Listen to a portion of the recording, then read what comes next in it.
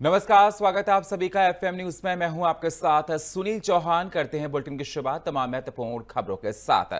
शिक्षा, पर्यावरण और सामाजिक बदलाव का बड़ा चेहरा सोनम वांगचुक एक बार फिर देश भर में चर्चा का केंद्र बन गए हैं।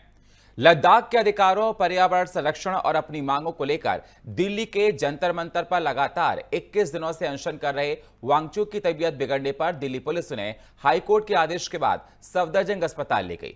इस दौरान जंतर मंतर से प्रदर्शनकारियों को भी हटाया गया, जबकि समर्थकों ने इस कार्रवाई का विरोध भी किया। सोनम वांगचुक शिक्षा, पर्यावरण और सामाजिक बदलाव के क्षेत्र का एक बड़ा नाम है।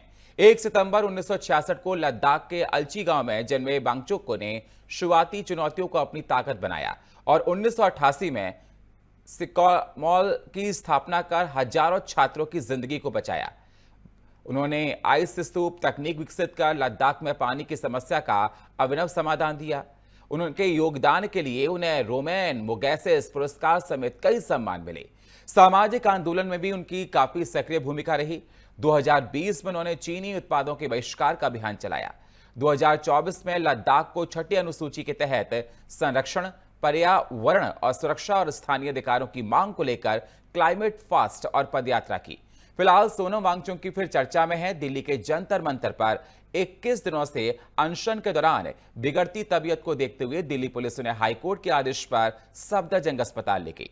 इस दौरान प्रदर्शनकारियों को हटाया गया, जबकि समर्थकों ने कार्रवाई का विरोध जताया। सवाल ये उठता, क्या बिगड़ती सेहत के बीच भी वांगचुक का आंदोलन जारी रहेगा? क्या सरकार उनकी मांगों पर कोई ठोस फैसला लेगी या फिर यह मामला और बड़ा राजनीतिक मुद्दा बन जाएगा? ये तमाम सवाल सोनम वांगचुक के अनशन को लेकर उठ रहे हैं। किसवें दिन में देखा गया, दिल्ली पुलिस हाईकोर्ट के आदेश पर सोनम वांगचुक को सफदरजंग अस्पताल ले गई, तो जंतर मंतर पर पिछले 21 दिन से सोनम वांगचुक बैठे हुए हैं।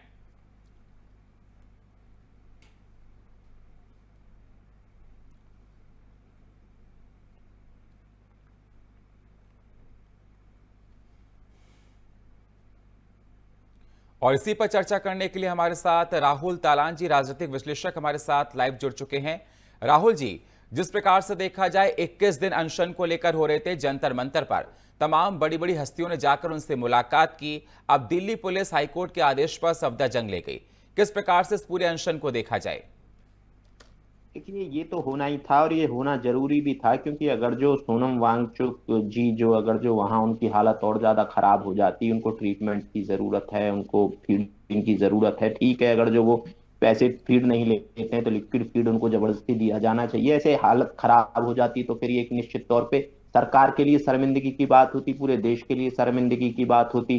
तो उससे बचने के लिए मुझे लगता है सरकार ने एक कदम उठाया है और ये उठाया जाना जरूरी भी था। देखिए, जो लोग आंदोलन कर रहे हैं, जैसे अभिजीत दीपके या कॉकरोच जनता पार्टी जो आंदोलन कर रही है, उसमें उनको एक तरीके से मुझे लगता है कि सोनम वांगचुक को पहला फुसला के शामिल किया गया कि आप अन्ना बन जाएंगे। उनको सपने दिखाए गए कि आप हम सरकार को उखाड़ फेंकेंगे तो आपका इतिहास में अन्ना जैसा नाम हो जाएगा, ये हो जाएगा, वो हो जाएगा। और मुझे लगता है वो उस ट्रैप में आ भी गए थे। इसीलिए देखिए, अगर जो आप इस घटनाक्रम पे गौर करें तो उनकी पत्नी को ये इन्फॉर्म कर दिया गया था कि हम सफदरजंग लेके जा रहे हैं। इसीलिए उनकी पत्नी ने ट्वीट किया कि हम सफदरजंग में हैं और उनको कोई मेरी वगैरह परिवार की वगैरह अनुमति के कोई डाइट नहीं दी जाए और कोई दवा नहीं दिया जाए और ना ही कोई सलाइन वगैरह चढ़ाई जाए। तो ये ऐसा नहीं है कि परिवार को बगैर उसमें लिए मतलब भरोसे के साथ किया गया है। मुझे ऐसा लगता है कि परिवार को साथ साथ इन्फॉर्म कर दिया गया था कि हम सफदरजंग लेके जा रहे हैं, तो तभी ये सारी सिचुएशन हुई है। देखिए, अभी हुआ क्या है कि जो सीजेपी है, सीजेपी ने ना उनको एक तरीके से यूज कर लिया। वहां आंदोलन में वैसी धार मिल नहीं रही थी। वो 21 दिन से भूख हड़ताल पे बैठे हुए हैं, लेकिन आंदोलन में वैसी धार थी नहीं। भीड़ कब जुटती थी? सुबह ब्रेकफास्ट के टाइम पे, शाम दोपहर में लंच के टाइम पे और शाम में डिनर के टाइम पे आपको वहां भीड़ ज्यादा दिखाई देती थी। और उसके बाद वो जो भी कार्यकर्ता थे या यूट्यूबर या पत्रकार वहां रहते थे, उसके अलावा कोई नहीं रहता था। तो ये एक तरीके से वो जो आंदोलन को जो स्फूर्तता होनी चाहिए थी, जो स्वस्फूर्त होना चाहिए था, जनता की भागीदारी होनी थी, जनता की वैसी भागीदारी दिख नहीं रही है। इसीलिए पॉलिटिकल पार्टी ने अपनी भागीदारी बढ़ाने की शुरुआत। बोला गया कि हम पॉलिटिकल पार्टीज से कोई समर्थन नहीं लेंगे, पॉलिटिकल पार्टीज को कोई मंच नहीं देंगे। फिर पॉलिटिकल पार्टीज को मंच दिया जाने लगा। फिर 20 तारीख को देखिए जब बिल्कुल, तो संसद आपको राहुल जी रोकना चाहेंगे, बड़ी जानकारी आपके साथ हम साझा कर रहे हैं। आपको बता दें कि लॉन्चिंग हुई है जिसको लेकर बहुत खुशी जाहिर की जा रही है। बड़ी जानकारी आपके साथ हम साझा कर रहे हैं। तो स्काई रूट के विक्रम 1 में भरी है उड़ान, ये बड़ी जानकारी श्रीहरिकोटा से देश का पहला ऑर्बिटल रॉकेट लॉन्च किया गया। बड़ी उपलब्धि भारत के लिए है। तो देख रहा है जहान अंतरिक्ष में भारत ने एक नई कामयाबी हासिल की। स्काई रूट के विक्रम 1 ने भरी है उड़ान। तो देश का पहला ऑर्बिटल रॉकेट लॉन्च किया गया है। पार कर लिया है और दल का तो स्काई रूट के विक्रम 1 ने ये उड़ान भरी है। ये देखा जा रहा है देश चरण के आगे बढ़ रहा है और लगातार प्रगति पर। देश का पहला ऑर्बिटल रॉकेट लॉन्च हुआ है। इसके तमाम फायदे हैं। पहले प्राइवेट रॉकेट विक्रम की लॉन्चिंग हुई। विक्रम 1 ने श्रीहरिकोटा से उड़ान भरी। अब देख सकते हैं तमाम साइंटिस्ट इस लॉन्चिंग पर काफी खुशी नजर आ रहे हैं। तो इस लॉन्चिंग से स्टार्टअप्स को काफी ज्यादा फायदा होगा। तो अंतरिक्ष में भारत ने एक नया कारनामा फिर करके दिखाया, ऑर्बिटल रॉकेट लॉन्च किया है।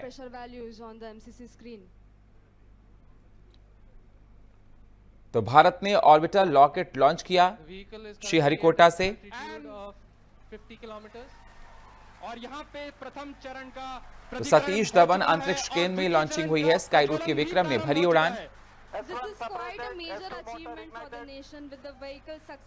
तो तमाम बड़े साइंटिस्ट इस मौके पर मौजूद। देश का पहला ऑर्बिटल रॉकेट लॉन्च हुआ है। द्वितीय चरण अपना सफलतापूर्वक कार्य पूरा कर रहा है। तो भारत के पहले निजी प्राइवेट ऑर्बिटल रॉकेट विक्रम 1 को आंध्र प्रदेश के श्रीहरिकोटा के सतीश धवन अंतरिक्ष केंद्र से लॉन्च किया गया आज। इस ऐतिहासिक मिशन आगमन के समय पूरा देश, वैज्ञानिक और अंतरिक्ष प्रेमी गवाह बने हैं।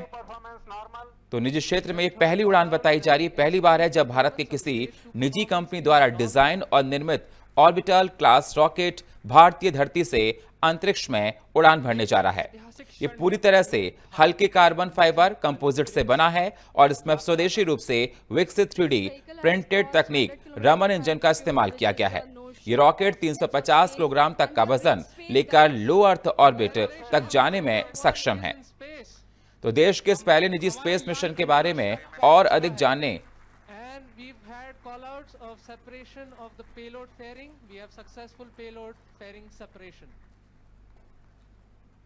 It's nearly at an altitude of 120 kilometers and the protective fairing is no longer required and has been cleanly separated from the launch vehicle. और यहाँ पे द्वितीय चरण का भी प्रतिकरण संपन्न हो चुका है और तृतीय चरण का प्रज्वलन भी प्रारंभ हो चुका है। That's right, Akhil, we've had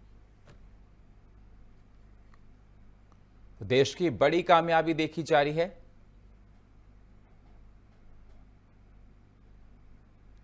चलिए अब रुक करते हैं अपने मेहमान का। राजनीतिक विश्लेषक हमारे साथ राहुल तलान जी जो हमारे साथ चर्चा में जुड़े हुए थे। राहुल जी, जैसा आप बता रहे हैं कि सोनम वांगचुक को लेकर लगातार उनकी तबीयत बिगड़ना ये स्वाभाविक था, उनको अस्पताल ले जाना था, उनकी पत्नी पहले ही वहां पर पहुंच चुकी थी। अब मैं आपसे ये जानना चाहूँ, ये पूरा अनशन जो देखा जा रहा है, तमाम विपक्षी पार्टियां, चाहे वो डिम्पल यादव हों, चाहे अखिलेश यादव हों, अरविंद केजरीवाल हो, उनके पास अनशन को जब कर रहे थे तो मिलने गए जंतर मंतर पर।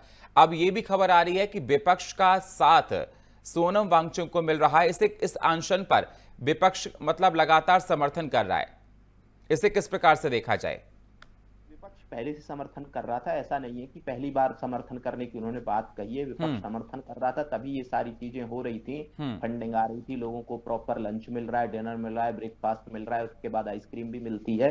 तो विपक्ष के समर्थन के बगैर ये सारी चीजें नहीं चलती हैं। सोने के लिए चादर भी मिलती है, बेड मिलता है प्रॉपर, तो ये विपक्ष के समर्थन के बगैर नहीं चलता है। लेकिन हुआ क्या कि विपक्ष अभी तक पीछे से बैक कर रहा था आंदोलन को, तो वैसी उसमें आपको धार दिखाई नहीं दी आंदोलन की, कि जैसे सबने सोचा था कि सीजेपी तो उनके इतने करोड़ फॉलोअर हैं उस पे सोशल मीडिया पे और बहुत पॉपुलर सोशल मीडिया अकाउंट्स हैं, उसके बाद भी कोई 200, 300, 400 लोग जुट रहे हैं आंदोलन में। तो उस हिसाब से देखा जाए तो ये फ्लॉप आंदोलन है। तो विपक्ष ने अब क्या किया कि जब संसद चलने वाला है तो विपक्ष ने 20 तारीख को सबने एक तरीके से प्रदर्शन करने का सोचा कि सीजेपी भी प्रदर्शन करेगी, विपक्ष भी अपना संसद में प्रदर्शन करेगा, विपक्ष के कार्यकर्ता जंतर मंतर पे प्रदर्शन करेंगे, तो कैसे इस आंदोलन को हिट बनाया जाए जो फ्लॉप आंदोलन था। तो ये इसके लिए एक तरीके से आपको दिखाई देगा कि इसीलिए विपक्ष जा रहा है, वहां विपक्ष के नेता जा रहे हैं और वो चाह रहे हैं कि जो आंदोलन फ्लॉप हो गया था उसको विपक्ष दोबारा से हिट कर दे कैसे ही। और वो 20 तारीख इसीलिए चुनी गई क्योंकि संसद सत्र शुरू होने वाला है, सारे नेता भी यहाँ होंगे, कार्यकर्ताओं को बुला लिया जाएगा, जिस आंदोलन में भीड़ नहीं जुट रही थी उसमें अचानक से बहुत ज्यादा भीड़ जुटाई जाएगी। तो सबके प्रयास के तहत ये आंदोलन को ऊपर उठाने की कोशिश की जा रही है। ये बहुत अभी तक आंदोलन वैसा उठा नहीं, ना वैसी धार दिखाई दी आंदोलन में। जी सुनील जी। लेकिन राहुल जी, मतलब ये माना जाए सोनम वांगचुक को एक मोहरा बनाया जा रहा है विपक्ष के द्वारा, जैसा आप बता रहे हैं, और आने वाले मॉनसून सत्र के दौरान हंगामा और भी तेज पड़ने को मिल सकता है। लेकिन राहुल जी, सोनम वांगचुक की जो मांगे हैं, चाहे वो शिक्षा को लेकर हो, एनवायरमेंट को लेकर हैं, उनको लेकर आप क्या करना चाहते हैं? क्योंकि इससे पहले देखा जाए सोनम वांगचुक और भी प्रोटेस्ट कर चुके हैं, लेकिन इस बार का प्रोटेस्ट उनका बहुत ज्यादा चर्चा में रहा। देखिए, शिक्षा को लेके मांग जब एनटीए का गठन हुआ तो एनटीए का गठन इसलिए हुआ क्योंकि जो सीपीएम पहले जो अलग अलग राज्यों की मेडिकल परीक्षाएं होती थी, सीपीएमटी पीएमटी ऐसे कर करके अलग राज्यों की अपनी अलग परीक्षाएं होती थी, उन परीक्षाओं को एकजुट करके कि भाई सारे देश में एक ही परीक्षा होगी, तो ये सुधार का कदम था। और सुधार में कुछ लूप होल्स रह जाते हैं और वो लूप होल्स के तहत पेपर लीक हुआ। पेपर लीक होना किसी भी देश के लिए अच्छा नहीं होता, युवा पीढ़ी के लिए अच्छा नहीं होता है, लेकिन सुधार की गुंजाइश थी। तो इस बार जो ये नीट का पेपर है वो बहुत अच्छे से हुआ, रिजल्ट भी आ गया है। एक चीज तो ये, दूसरी चीज पर्यावरण की। देखिए, मुझे लगता है कि भारत जैसे ग्रोइंग इकोनॉमी में पर्यावरण पे बहुत ज्यादा फोकस नहीं किया जा सकता है। अब मैं उसका रीजन बता देता हूं। देखिए, जो हमारा कार्बन उत्सर्जन जो है वो जो पर व्यक्ति है हमारा कोई 2 टन है, अमेरिका का हमसे कई गुना ज्यादा है, विकसित देशों का हमसे कई गुना ज्यादा है। तो जिनका ज्यादा है जिम्मेदारी उनकी है, हमारी आबादी इतनी है, हम तब भी उतना कार्बन उत्सर्जन नहीं करते हैं और हम पे पर्यावरण की अभी चीजें थोप दी जाए। हम ग्रोइंग इकोनॉमी है, ग्रोइंग इकोनॉमी को मौका मिलना चाहिए कि वो पहले हम विकसित तो हो जाएं, जब विकसित हो जाए तब पर्यावरण। देखिए, ऐसा नहीं है कि भारतीय पर्यावरण के प्रति वो नहीं है, जिम्मेदार नहीं है, पर्यावरण के बारे में सोचते नहीं है। भारतीय ये सारी चीजें करते हैं। बिल्कुल, तो देखा जाए क्योंकि लद्दाख को लेकर जिस प्रकार से वो अपनी मांगों को लेकर डटे हुए आप बता रहे, कार्बन मिशन को लेकर हर जगह कंडीशंस अलग हैं, लेकिन क्या आंदोलन ही अपनी बात को रखने का मुद्दा था? क्योंकि देखा जाए सोनम वांगचुक जैसा आप बता रहे हैं कि अन्ना का एक कॉपी पेस्ट करना चाहते थे, उसी तरह से वो अभी अब चर्चा में लेना चाहते थे। आप बता रहे हैं कि पीछे से पॉलिटिकल पार्टीज की फंडिंग थी, वहां पर लंच मिल रहा है, ब्रेकफास्ट मिल रहा है, आइसक्रीम मिलनी, बेड प्रोवाइड किया जा रहा है। तो क्या ये माना जाए माहौल को बिगाड़ने की मॉनसून सत्र से पहले ये पूरी चाल मानी जाए इस आंदोलन के माध्यम से? देखिए, कैसे भी सरकार को एम्बेरस करना है, कैसे भी इंटरनेशनल मीडिया में छाना था और इसके लिए सारी तैयारी की गई थी कि इंटरनेशनल मीडिया उठा ले। देखिए, इस वक्त हो क्या रहा है कि बहुत लंबे समय से सरकार है भारत में जो बीजेपी की है और वो सरकार तीसरे टर्म पूरा अपना तीसरा टर्म कर रही है। तो सवाल यह है कि जो भारत जैसा देश जो गठबंधन की राजनीति में था, गठबंधन के दबाव होते थे, उससे बाहर निकल के एक पूर्ण बहुमत की सरकार की तरफ बढ़ गया और ये पूरे इंटरनेशनल पॉलिटिक्स के लिए एकदम अचरज भरी चीज थी कि ये भारत में हो कैसे गया कि एक पार्टी की सरकार पूर्ण बहुमत के साथ, और पूर्ण बहुमत की सरकार कई बार बहुत स्ट्रॉन्ग डिसीजन लेने के लिए जानी जाती है और वो ले पाती है क्योंकि उनके पास स्वतंत्रता होती है। लेकिन गठबंधन की राजनीति में स्वतंत्रता नहीं होती है क्योंकि गठबंधन के और दल सबके अपनी अपनी आइडियोलॉजी है, कोई कहीं की बात सुनता है, कोई किसी की बात सुनता है, तो वैसे स्ट्रॉन्ग डिसीजन लिए नहीं जाते। तो इस सिचुएशन में भारत में तो इंटरनेशनल एजेंसी भी चाहती है कि भारत में कैसी कियोस फैले और इसीलिए आप देख रहे होंगे कि बहुत सारे अमेरिकन नागरिक भारत में पकड़े जा रहे हैं, कोई कहीं से घुस जा रहा है, कोई कहीं से घुस जा रहा है, कोई कहीं ट्रेनिंग दे रहा है, कहीं कोई ड्रोन की ट्रेनिंग दे रहा है, कोई बॉर्डर सीमा से पकड़ा जा रहा है। तो ये एक सब तरीके से घेरने की कोशिश हो रही है भारत को कि कैसे भारत को घेरा जाए और जो भारत की जो जनता ने जो डिसीजन दिया या जो मैंडेट दिया एक सरकार को उसको कैसे ही अब थोड़ा कमजोर किया जाए और बीजेपी जो सरकार है उसको इतना बदनाम कर दिया जाए कि अगली बार वो सरकार आए नहीं आए तो गठबंधन की राजनीति में आए, और गठबंधन की राजनीति जब दोबारा से भारत में हो जाएगी तो फिर नई नई चीजें निकल के आती है कि भारत को कैसे कमजोर किया जाए, कैसे भारत के जो डिसीजन है पर्यावरण को लेके, पर्यावरण के मुद्दे में फंसाया जाए, कैसे भारत अपनी वो जो कमांड है अंडमान निकोबार में बना रहा है उस पर कैसे लगाम लगाई जाए, भारत की जो सुरक्षा चाक चौबंद हो रही है उसको कैसे वो किया जाए, कमजोर किया जाए। तो इन सारी चीजों पे अगर जो आप इसमें लंबा डिस्कशन हो सकता है कि कैसे कैसे ये सारी चीजें हो रही हैं, और देश की जनता भी इसको समझ रही है। इसीलिए अन्ना आंदोलन के बाद देश ने समझ लिया है कि दूध का जला भी छाछ फूक फूक कर पीता है, तो देश की जनता अब छाछ को भी फूक फूक के पी रही है। जी हमारे साथ अमित तिवारी जी, राजनीतिक विश्लेषक, हमारे साथ जुड़ चुके हैं। स्वागत है अमित जी आपका हमारे इस खास कार्यक्रम में। अमित जी, देखा जाए सोनम वांगचुक सफदरजंग अस्पताल ले गए हैं। 21 दिन था अनशन को लेकर, उनकी तबीयत बिगड़ रही थी। दिल्ली हाईकोर्ट के आदेश के बाद देखा गया कि पुलिस ने ये पूरा बहुत ही मतलब गहनता से जांच पड़ताल करने के बाद उनको अस्पताल ले गई है। अब इस पर सियासत भी जोरों पर हो रही है। किस प्रकार से आप उनके अनशन को देखते हैं अमित जी?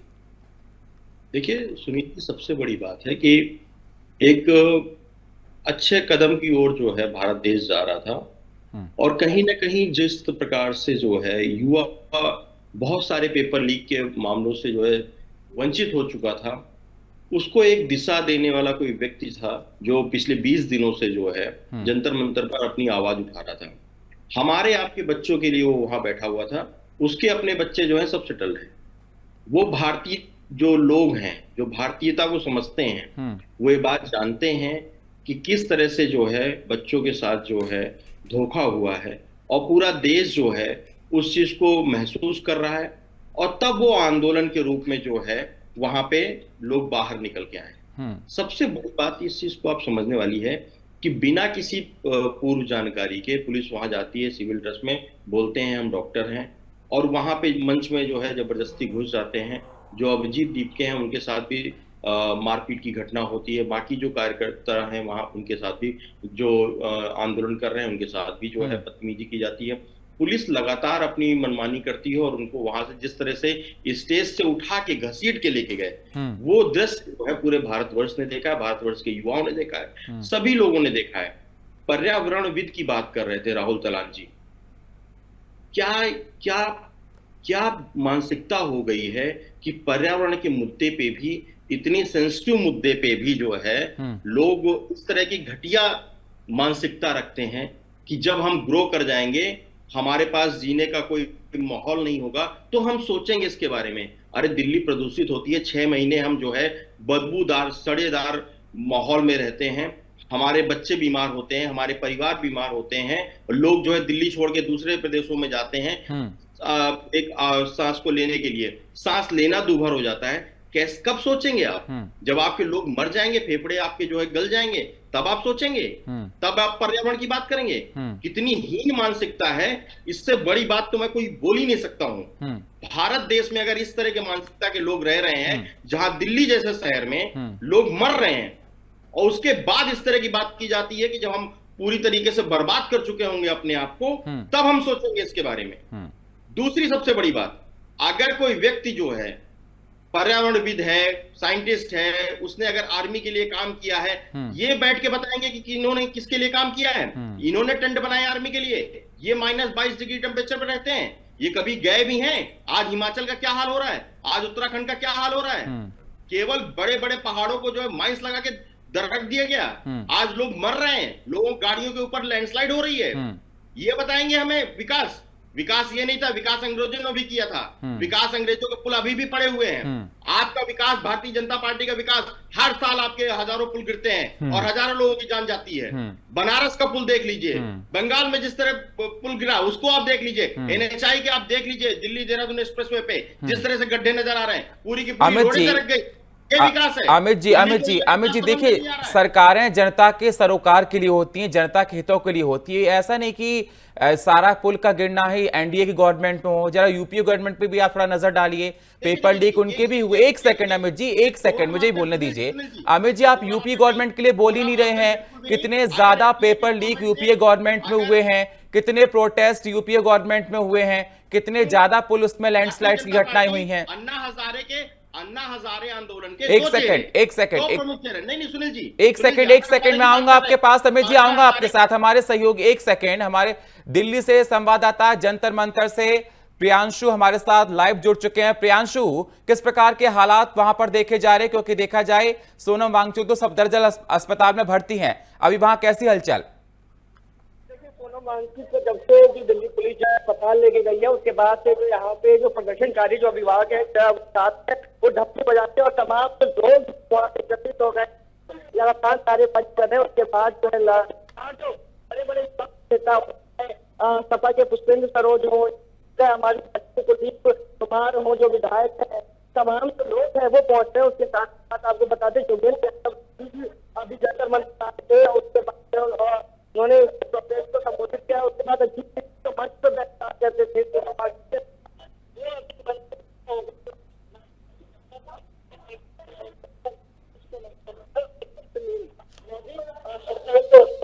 इसी के साथ आपको बताया कि तमाम जो लोग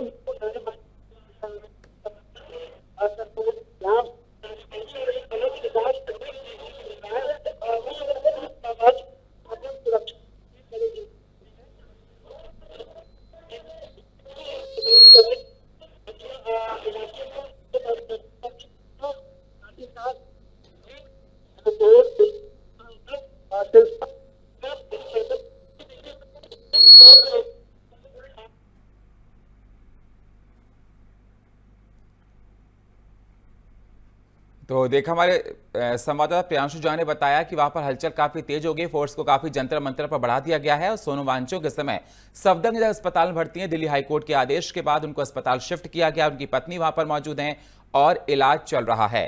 और दोनों मेहमान हमारे साथ जुड़े हुए हैं, अमित तिवारी और राहुल तलान जी हमारे दोनों साथ हमारे साथ जुड़े हुए हैं।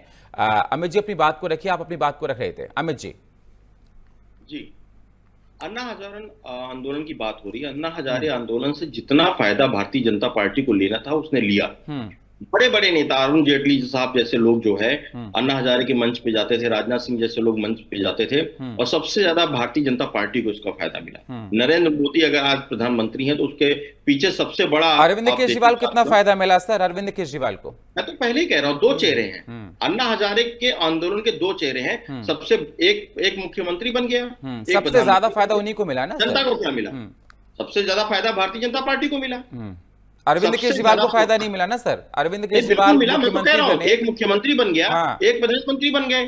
दूसरी सबसे कई बड़ी बार बात, अन्ना हजारे, एक सेकंड सर, कई बार अन्ना हजारे ने अरविंद केजरीवाल को लेकर क्या क्या कहा, ये भी आपको याद होना चाहिए अच्छे से। बिल्कुल बिल्कुल उन्होंने कहा कि जिस प्रकार से है ना, वही बात मैं आपको याद दिला रहा हूं ना। मैं किसी पॉलिटिकल पार्टी, एक सेकंड सर, एक सेकंड अमित तिवारी जी, मैं ये नहीं कह रहा कोई भी पॉलिटिकल पार्टी हो, कोई भी सरकार हो, लैंडस्लाइड की घटना सब में होती है, सभी में पुल गिरे हैं, सभी में पेपर लीक हुए हैं। ऐसा नहीं है कि BJP NDA government, UPA government में कई बार पेपर लीक हुए। अगर आप कोई भी सरकार हो, जनता के सरोकार के लिए होती है, जनता के हितों के लिए होती है, चाहे वो किसी गवर्नमेंट हो, चाहे यूपीए हो, एनडीए हो, तो किसी एक गवर्नमेंट को इस प्रकार से कहना ग्लोबल वार्मिंग को लेकर, एनवायरमेंट को लेकर, नेचुरल कैलेमिटीज को लेकर, चाहे वो ग्रीन हाउस इफेक्ट को लेकर, चाहे वो आप पॉल्यूशन को लेकर, ऐसा तो है नहीं कि क्या कहते हैं कि एनडीए सरकार के आने के बाद दिल्ली में पॉल्यूशन हुआ। कब से पॉल्यूशन है? शीला दीक्षित सरकार के टाइम से सर। जल्दी से फाइनल कमेंट आपका राहुल जी। सर समय मेरे पास बहुत कम है। जी, आपने शीला दीक्षित का नाम लिया। आज भी चुनाव होते हैं, आज भी लोग जनता के बीच में आप लोग जाते हैं तो सबसे बड़ा नाम आता है शीला दीक्षित। ठीक है सर। जो विकास शीला दीक्षित ने किया ठीक वो है, विकास किसी ने नहीं किया। ठीक है सर, जल्दी से राहुल जी, जल्दी से फाइनल कमेंट आपका 10 सेकंड में, मेरे पास समय बहुत कम है। कार्बन एमिनेशन 2.2 टन पर व्यक्ति है ना। अमेरिका का कितना है? 13 से ज्यादा, 13 पर टन, 13 पर व्यक्ति, 13 टन पर व्यक्ति है। तो सवाल ये है कि भारत पे कुछ लोग बगैर पढ़े लिखे आ जाते हैं और सोची समझी के एक तरीके से रटे रटाए रट्टू सोचे की तरह अचानक से बोलना शुरू करते। आपके बीच में नहीं बोला, आपके बीच में नहीं बोला, आप उल्टा पुल्टा बोल रहे थे, आपके बीच में नहीं बोला। सभ्यता रखिए थोड़ी बहुत, कुछ भी बोल रहे हैं। ठीक है सर, ठीक, बहुत बहुत शुक्रिया दोनों मेहमानों का, समय हमको इतनी इजाजत दे रहा है। बहुत बहुत शुक्रिया अमित जी आपका, राहुल जी आपका। लेकिन सवाल लगातार जारी है सोनम वांगचुक के प्रोटेस्ट को लेकर, अनशन को लेकर, जिस प्रकार से देखा जा रहा है, जहां कुछ लोग कह रहे हैं कि इस पर राजनीतिक रंग है क्योंकि मॉनसून सत्र आने वाला है, वहीं कुछ लोग कह रहे हैं कि जो मांगे हैं बिल्कुल सही हैं। अब ये जनता को देखना है कि सोनम वांगचुक का जो अनशन है वो किस दिशा में जा रहा है।